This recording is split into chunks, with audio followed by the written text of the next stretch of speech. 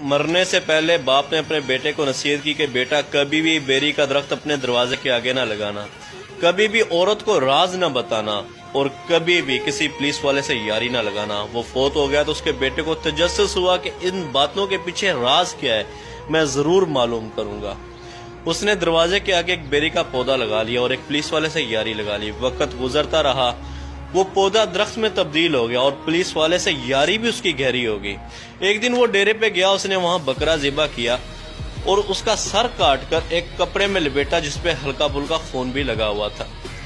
وہ لایا اور اس نے اپنی عورت کو دیا اور اس سے کہا کہ دیکھو میں نے غصے میں آ کے ایک آدمی کو قتل کر دے، یہ اس کا سر ہے، اس کو تم پیٹی میں چھپا دو اور یاد رہے کسی کو بتانا نہیں، ایسا نہ ہو کہ میں پھنس جاؤں۔ عورت نے کہا لائیے دیجئے، میں کسی کو نہیں بتاؤں گی۔ شام کو اس کی ایک سہیلی آئی تو اس نے اس سے کہا دیکھو میں تمہیں ایک راز کی بات بتانے لگی ہوں، لیکن تم کسی کو نہ بتانا، کیونکہ تم میری اچھی دوست ہو، میں تمہیں بتا رہی ہوں، تم کسی اور کو نہ بتانا کہ میرے بندے نے قتل کر دیا، سر کاٹ کے لایا، وہ میں نے پیٹی میں رکھ دیا ہے، دیکھو میں نے تمہیں اپنا راز دیا، تم کسی اور کو نہ بتانا۔ عورت کہتی ہے کہ میں کسی کو بتاؤں گی، بھلا تم تو میری بڑی اچھی دوست ہو۔ وہ نکلی،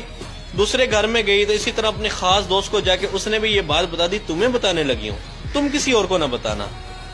کیونکہ وہ بھی میری بہت اچھی دوست ہے، تم بھی میری بہت اچھی دوست ہو، صرف تمہیں بتا رہا ہوں۔ اسی طرح ایک ایک کرتے کرتے شام تک پورے گاؤں میں بات پھیل گئی کہ فلانے شخص نے قتل کیا اور اس کا سر پیٹی کے اندر پڑا ہے۔ شام ابھی رات ہوئی نہیں تھی کہ پولیس والا